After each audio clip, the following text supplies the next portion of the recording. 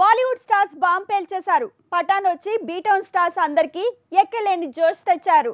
3 రోజుల్లో 3 సెంచరీలు కొట్టడంతో బాలీవుడ్ మళ్ళీ ట్రాక్ వచ్చిందంటున్నారు. విచిత్రం ఏంటంటే ఇక మీద వచ్చే సినిమాల్లో 10 ప్రాజెక్టుల సక్సెస్ ముందే ఫిక్స్ అయిపోయింది. 2023 బాలీవుడ్ కి బీభత్సంగా కలిసొచ్చేలా ఉంది. పఠాన్ మూవీ రోజుకో 100 కోట్లు రాబడుతోంది. 3 రోజుల్లో 325 కోట్లు రాబట్టి ట్రెండ్ సెట్ చేస్తుంది.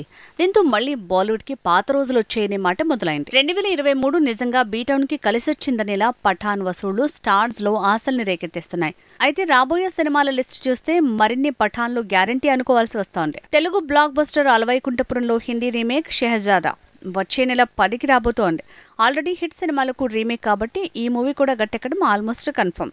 దీనికి తోడు కార్తీక్ ఆర్యన్ కి గత 2 ఏళ్లుగా సింగిల్ ఫెయిల్యూర్ రాలేదు. ఇక అక్షయ్ కుమార్ చేసిన మూవీ సెల్ఫీ కూడా ఫిబ్రవరి 24కి రాబోతోంది. ట్రైలర్ పేలింది కాబట్టి ఇదే అక్షయ్ కి ఈ ఏడాది హిట్ అనేస్తున్నారు. తను కూడా హిట్ కొడితే బాలీవుడ్ కి సౌత్ సినిమాల భయం పోతుందంటున్నారు. విచిత్రం ఏంటంటే వరుస ఫ్లాప్లు ఎక్కువైతే కొత్త సినిమాలకు కూడా ఫ్లాప్ భయం పట్టుకుంటుంది.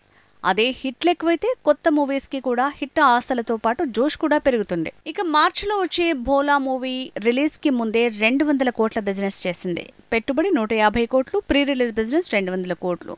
అంటే ఆల్రెడీ 50 కోట్ల టేబుల్ ప్రాఫిట్ వచ్చినట్టే. దృశ్యం 2 రీమేక్ తో ట్రిపుల్ సెంచరీ కొట్టిన అజయ్ దేవగన్ ఖైదీ రీమేక్ భోలాతో మరో బ్లాక్ బస్టర్ ని కూడా కన్ఫర్మ్ చేసుకున్నాడు.